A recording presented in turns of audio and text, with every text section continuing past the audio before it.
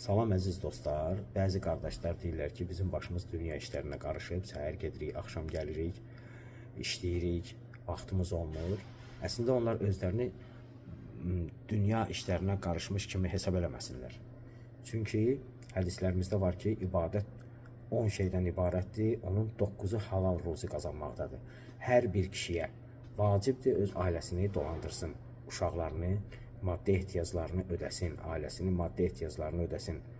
Bir kişi səhər gedir, axşam gəlirsə, onun hər addımına ibadət savabı yazılır. Hər addımına. Təsəvvürünüzə gətirin. Bir adam indi bu işi Allaha xatir eləsə, xalis niyyətlə eləsə, o tamamilə bütün gününü ibadətdə keçirmiş olur.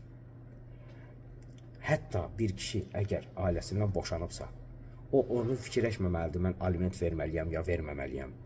Aliment vermək onun hüquqi cəhətdəndir.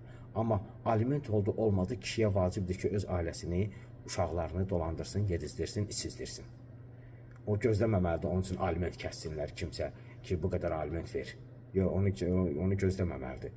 Öz şər'i vəzifəsi odur ki, Allah ona əmr eləyir ki, sənin uşaqlarındır, yedizdirməlisən, içizdirməlisən o uşaqlarını.